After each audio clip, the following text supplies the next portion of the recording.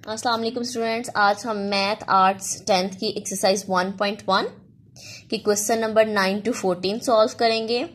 और 9 से 14 तक क्वेश्चन सॉल्व करने के लिए हमारे पास जो ऊपर क्वेश्चन है वो है reduce the following rational expressions into lowest form. हमारे पास जो रैशनल एक्सप्रेशन गिवन है स्टूडेंट, रैशनल एक्सप्रेशंस वो एक्सप्रेशन है जो पी ओवर क्यू की फॉर्म में हो। जैसे कि क्वेश्चन नंबर 9 में हमारे पास जो एक्सप्रेशन गिवन है वो डिवाइड की फॉर्म में है, P divided by Q.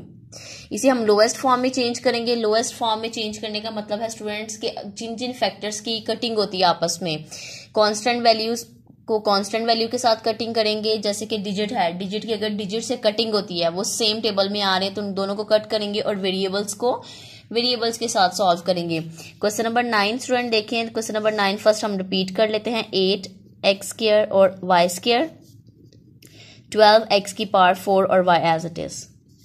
Question number 9 में देखें तो स्टूडेंट्स 8 और 12 हमने देखना है। 8 और 12 एक टेबल में आते हैं, 8 और 12 2 के टेबल में भी आते हैं, उसके बाद 4 के टेबल में भी आते हैं। तो हम जो हाईएस्ट टेबल में आता होगा उसे पिक करेंगे। हम इसकी कटिंग 4 के टेबल से करेंगे। 4 2 टाइम 8, 4 3 टाइम 12, तो हमारे पास क्या आ जाएगा 2 डिवाइडेड बाय 3। अब नेक्स्ट हमारे पास जो वेरिएबल है वो क्या है, x की पार्ट 2। स्टूडेंट्स x की पार्ट 2 का मतलब है यहाँ पे x 2 टाइम है, तो हम x को ओपन करके लिख लेंगे। हमने x 2 टाइम लिख लिया। y भी हमारे पास क्या है, स्क्वायर की फॉर्म में है, इसका मतलब y भी हमारे पास 2 टाइम है, हमने y को भी 2 टाइम लिख लिया। फ्रैक्शन में अगर हम देखें तो x हमारे पास 4 टाइम है, तो x को हम 4 टाइम स्टूडेंट्स लिख लेंगे। इस डॉट का मतलब है मल्टीप्लाई। नेक्स्ट हमारे पास y 1 टाइम है, उसे एज इट इज लिख दिया। अब हम कटिंग करते हैं। x x से कैंसिल हो गया, ये भी x x से कैंसिल हो गया और y y से कैंसिल हो गया। तो रिमेनिंग हमारे पास स्टूडेंट्स क्या आ गया, अगर हम देखें 2 और यहाँ पे हमारे पास क्या है y, और फ्रैक्शन में 3 एज इट इज, क्योंकि 2 और 3 की अब कटिंग नहीं होगी। और x हमारे पास यहाँ पे कितने x हैं स्टूडेंट्स, 2x हैं, तो क्या लिख लेंगे, दोबारा से हम इसको पावर की फॉर्म में लिख लेंगे, x की पावर 2। ये हमारे पास क्वेश्चन 1 का सोल्यूशन आ गया। नेक्स्ट हमारे पास क्वेश्चन नंबर 10 है स्टूडेंट्स। क्वेश्चन नंबर 10 में अगर हम देखें तो हमारे पास जो 25 और 14 हैं, 14 और 25 एक ही टेबल में नहीं आते। 25 5 की टेबल में आता है और 25 की टेबल में आता है, लेकिन 5 और 25 के टेबल में 14 नहीं आता। इसका मतलब 25 और 14 की कटिंग नहीं होगी। 25 divided by 14 as it is लिख लेते हैं। नेक्स्ट अगर हम देखें तो a की पावर क्या है, 3। a की पावर 3 का मतलब है a कितने टाइम है, 3 टाइम है, उसे हमने 3 टाइम ओपन कर दिया। और b हमारे पास क्या है 2, b को भी हमने 2 टाइम लिख लिया। फ्रैक्शन में अगर हम देखें तो a हमारे पास स्टूडेंट्स कितने टाइम है, 2 टाइम, हमने इसे ओपन करके 2 टाइम लिख लिया। और b की पावर क्या है 4, इसका मतलब है b हमारे पास कितने टाइम है, 4 टाइम, हमने उसे 4 टाइम लिख लिया। अब कटिंग कर लेते हैं, कैंसिल हो गए a और b भी हमारे पास 2 थे और 2 भी कैंसिल हो गए। रिमेनिंग हमारे पास क्या बचा 25, और यहाँ से हमारे पास a, फ्रैक्शन में 14, और यहाँ से अगर हम स्टूडेंट्स देखें तो b हमारे पास कितने हैं 2, तो हमने क्या लिख लिया b की पावर 2। ये हमारे पास क्वेश्चन नंबर 10 का भी सोल्यूशन आ गया। नेक्स्ट स्टूडेंट्स हमारे पास है क्वेश्चन नंबर 11। क्वेश्चन नंबर 11 में स्टूडेंट्स अगर हम देखें, फर्स्ट हम क्वेश्चन रिपीट कर लेते हैं। 16 a की पावर 6 b 7, और फ्रैक्शन में यहाँ पे अब हमारे पास 2 टर्म्स हैं, 12 a 3 b 5, मिड में प्लस का साइन है, 20 a 5 और b 4। जो हमने क्वेश्चन नंबर 10 किया था स्टूडेंट्स, उसमें अगर हम देखें तो हमारे पास ऊपर भी एक ही वैल्यू है और नीचे भी एक ही वैल्यू है। लेकिन क्वेश्चन नंबर 11 में हमारे पास ऊपर एक वैल्यू है, लेकिन फ्रैक्शन में हमारे पास डिनोमिनेटर में यहाँ पे 2 टर्म्स हैं, प्लस ने इन्हें आपस में सेपरेट कर दिया है, यहाँ पे 2 टर्म्स हैं। अब हम डायरेक्ट फ्रैक्शन में कटिंग नहीं कर सकते। हम क्या करेंगे, हमारे पास जब भी 2 टर्म्स होंगी उनमें से फर्स्ट हम कॉमन निकालेंगे, अगर तो कुछ कॉमन निकलता है। जो हमारे पास ऊपर वाली वैल्यू है न्यूमिनेटर, उसमें तो एक ही टर्म है, तो उसमें उसको एज इट इज लिखा रहने देंगे। लेकिन जो डिनोमिनेटर है यहाँ पे 2 टर्म्स हैं, प्लस ने क्या किया, यहाँ पे इन वैल्यूज को 2 टर्म्स में डिवाइड कर दिया है, तो इनमें से फर्स्ट हम कॉमन निकालेंगे, देन हम इसकी कटिंग करेंगे। तो students 16 a 6 b 7 as it is. अब अगर हम देखें 12, फर्स्ट हम 12 और 20 हम देखते हैं 12 और 20 किस टेबल में आते हैं। 12 और 20 स्टूडेंट्स 4 के टेबल में आते हैं। 4 3 टाइम 12, 4 5 टाइम 20। तो हम 4 कॉमन निकालते हैं। 4 हमने स्टूडेंट्स कॉमन निकाल लिया, तो यहाँ पे जब हम 4 कॉमन निकालेंगे तो 4 3 टाइम 12, मिड में प्लस का साइन, और 4 5 टाइम 20। यहाँ पे स्पेस इसलिए छोड़ी है क्योंकि यहाँ पे भी हमारे पास नेक्स्ट अल्फाबेट्स हैं ए और बी, वो भी तो यहाँ पे आएंगे। अब यहाँ पे अगर देखें तो यहाँ पे जो हमारे पास ये फर्स्ट टर्म है और ये सेकंड टर्म है, फर्स्ट टर्म में A3 है और सेकंड टर्म में A5 है, तो दोनों में जो सेम होंगे, सेम का मतलब है अगर इसके पास 3 है तो इसके पास 5 है, तो दोनों में से हम 3 जो उनसे हैं वो कॉमन निकाल सकते हैं क्योंकि इसके पास भी 3 है और 3 तो इसके पास भी हैं। हमने क्या किया, दोनों में से जो A3 था ना, जो दोनों के पास सेम था, वो हमने बाहर निकाल लिया। इस टर्म में से हमने A3 बाहर निकाल लिया, तो यहाँ पे तो A की वैल्यू कोई भी नहीं बची, प्लस का साइन एज इट इज, यहाँ से ये 5 तो एज इट इज, यहाँ पे A क्या थे 5, 3 हमने स्टूडेंट्स बाहर कॉमन निकाल लिए हैं, तो पीछे यहाँ से कितने रह गए, A की पावर 2, 3 हमने बाहर निकाल लिए तो पीछे हमारे पास कितने रह गए 2। अब B के पास आते हैं, तो B अगर देखें तो इस टर्म के पास B 5 है और इस टर्म के पास B 4 है, इसका मतलब दोनों में से हम 4 4 कॉमन निकाल सकते हैं, तो B 4 हम बाहर कॉमन निकालते हैं। इसमें से जब हम B 4 हमने बाहर निकाल लिए तो पीछे स्टूडेंट्स कितने रह गए B 1, और यहाँ से तो 4 ही थे, तो 4 के 4 ही हमने बाहर निकाले, तो यहाँ पे पीछे कुछ भी नहीं बचा। अब स्टूडेंट्स जब हम कॉमन निकाल लेते हैं, अब हम इनकी फ्रैक्शन में कटिंग कर सकते हैं। 4 1 टाइम 4, 4 4 टाइम 16, तो यहाँ पे क्या आ गया 4, ऊपर हमारे पास 4 है और फ्रैक्शन में हमारे पास क्या आ गया 1। अब यहाँ पे देखें तो A हमारे पास कितने हैं 6, हम A को 6 टाइम जो सा लिख लेंगे 5 और 6, और B हमारे पास स्टूडेंट्स कितने हैं 7, 1 2 3 4 5 6 और 7, हमने B को 7 टाइम लिख लिया। फ्रैक्शन में हमारे पास A कितने हैं 3 1 2 3 और B कितने हैं 4 1 2 3 4, और जो ब्रैकेट में वैल्यू है वो एज इट इज, क्योंकि उसकी कटिंग नहीं होगी क्योंकि वो कुछ भी कॉमन यहाँ से नहीं निकला। नेक्स्ट अब हम कटिंग करते हैं, ये A से कैंसिल हो गया, B से, ये भी B से, ये भी कैंसिल हो गया और ये भी कैंसिल हो गया, तो रिमेनिंग हमारे पास यहाँ पे क्या बचा स्टूडेंट्स 4। A हमारे पास यहाँ पे कितने रह गए 1 2 3, A की पावर 3, B हमारे पास कितने रह गए स्टूडेंट्स 3 1 2 3, B की पावर 3, और फ्रैक्शन में देखें तो 1 यहाँ से कुछ भी नहीं बचा, 1 को हम जब हम इस टर्म से मल्टीप्लाई करेंगे तो हमारे पास यही टर्म आ जाएगी स्टूडेंट्स। इस तरह क्वेश्चन नंबर 11 भी हमने सॉल्व कर लिया क्योंकि फर्दर इन दोनों की आपस में कटिंग नहीं होती। नेक्स्ट स्टूडेंट्स क्वेश्चन नंबर 12 है। क्वेश्चन नंबर 12 भी क्वेश्चन नंबर 11 की तरह ही है। हमारे पास जो न्यूमिनेटर में वैल्यू है वो एक ही है, लेकिन डिनोमिनेटर में हमारे पास 2 टर्म्स हैं, तो हम यहाँ भी कॉमन निकालेंगे। 18m 5x3 as it is. Okay, denominator में फर्स्ट तो हम कांस्टेंट देखेंगे कि ये दोनों कांस्टेंट किस टेबल में आते हैं और हाईएस्ट टेबल को पिक करेंगे।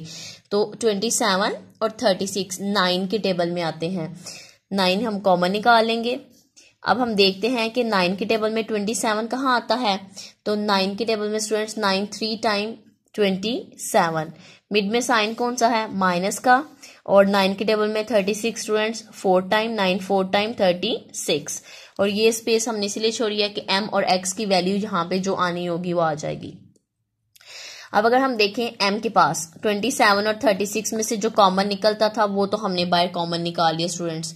अब अगर हम देखें, अब नेक्स्ट क्या है m, यहाँ पे m कितने हैं 4 और यहाँ पे m कितने हैं 6, तो दोनों के पास एक जैसे m कितने हुए 4, तो हमने m 4 कॉमन निकाल लिया।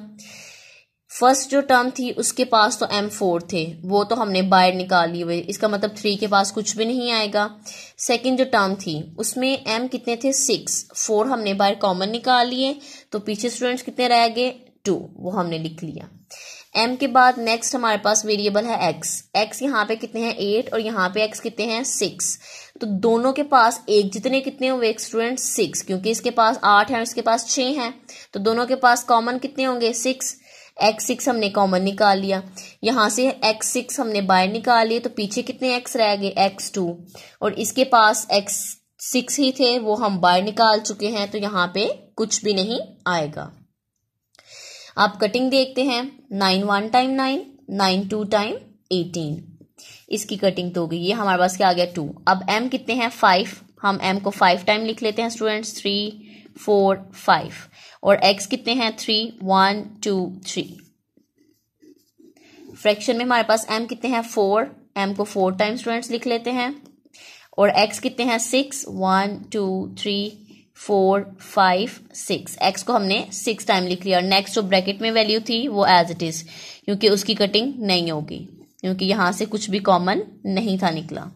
अब हम कटिंग कर लेते हैं, m m से कैंसिल, ये m इस m से कैंसिल हो गया, m m से कैंसिल हो गया, 4m से कैंसिल हो गया। नेक्स्ट x से कैंसिल, ये x इस x से और ये x इस x से, रिमेनिंग हमारे पास क्या बचा 2, और नेक्स्ट m, और फ्रैक्शन में स्टूडेंट्स अगर हम देखें तो x हमारे पास कितने हैं 3, x3 हमने एज इट इज लिख दिया, 3x square minus 4m square.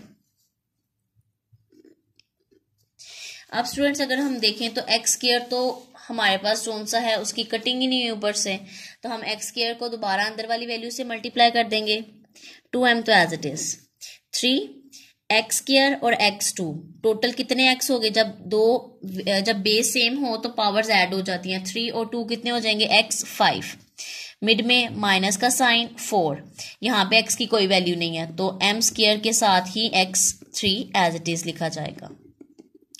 Question number 12 का सॉल्यूशन भी हो गया। नेक्स्ट हमारे पास क्वेश्चन नंबर 13 है स्टूडेंट्स। क्वेश्चन नंबर 13 में अगर हम देखें तो हमारे पास ऊपर वाली वैल्यू में भी 2 टर्म्स हैं और नीचे भी 2 टर्म्स हैं। अगर ऊपर देखें दोनों में एक जैसा क्या है 5, हमें नजर आ रहा है कि दोनों में कॉमन क्या है 5 हम बाहर निकाल लेते हैं, तो पीछे क्या रह गया यहाँ से c, माइनस का साइन, 5 तो बाहर चला गया, पीछे क्या रह गया d। फ्रैक्शन में स्टूडेंट हमारे पास क्या है c square minus d square, जब भी आपके पास 2 वैल्यूज हैं, ये यहाँ पे कितनी वैल्यूज हैं 2 वैल्यूज हैं, और इनका क्या है स्क्वायर है, जब भी आपके पास 2 वैल्यूज हों और उनका कंप्लीट स्क्वायर हो, कंप्लीट स्क्वायर का मतलब है दोनों पे सेपरेट स्क्वायर, तो हम क्या करेंगे उन दोनों वैल्यूज को एक दफा प्लस में लिख लेंगे c प्लस d, और एक दफा माइनस में लिख लेंगे c माइनस d। हम आइडेंटिटी यूज करेंगे, a square minus b square is equal to a plus b, a minus b, हमने यहाँ पे ये आइडेंटिटी यूज की है स्टूडेंट्स।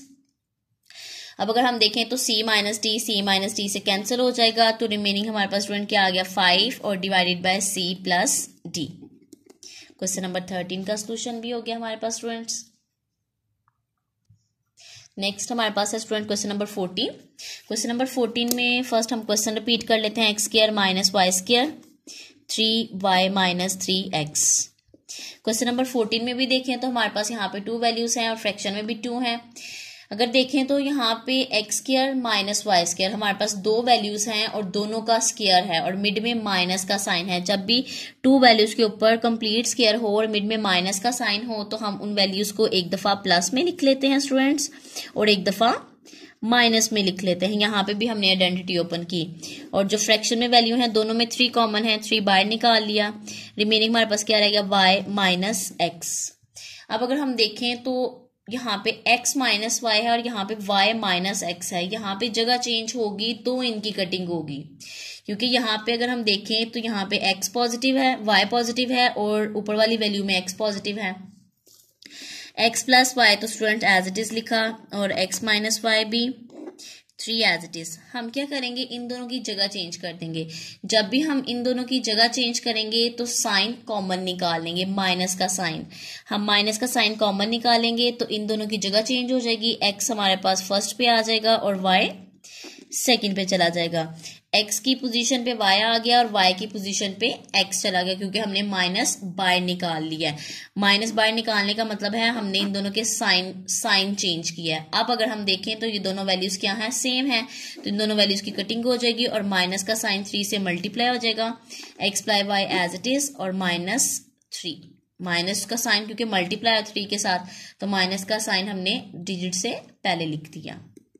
क्वेश्चन नंबर 14 का सोल्यूशन भी हो गया स्टूडेंट्स। दोबारा देख लें कि यहाँ पे हमारे पास क्या था, y माइनस एक्स था, y पॉजिटिव था, x नेगेटिव था, जबकि ऊपर वाली वैल्यू में x पॉजिटिव था और y नेगेटिव था। इन दोनों को सेम करने के लिए हमने क्या किया, यहाँ पे जो फ्रैक्शन में वैल्यू है y माइनस एक्स, इन दोनों की जगह चेंज की। जगह तब भी चेंज करेंगे जब साइन इनके ऑपोजिट होंगे। साइन ऑपोजिट थे तो हमने इनकी जगह चेंज की। जगह चेंज करने का मतलब है हम माइनस का साइन बाहर कॉमन ले रहे हैं। माइनस बाहर लेंगे तो दोनों की पोजीशन भी चेंज हो जाएगी। पोजीशन चेंज करने से मुराद है कि इन दोनों के साइन चेंज हो जाएगी। अगर हम देखें तो यहाँ पे अब x पॉजिटिव हो गया और y नेगेटिव, जबकि फर्स्ट पे y पॉजिटिव था और x नेगेटिव था। इस तरह ये दोनों सेम होगी, इन दोनों की कटिंग होगी। जो माइनस का साइन था वो 3 से मल्टीप्लाई होके -3 हो गया। अल्लाह हाफिज़ स्टूडेंट्स।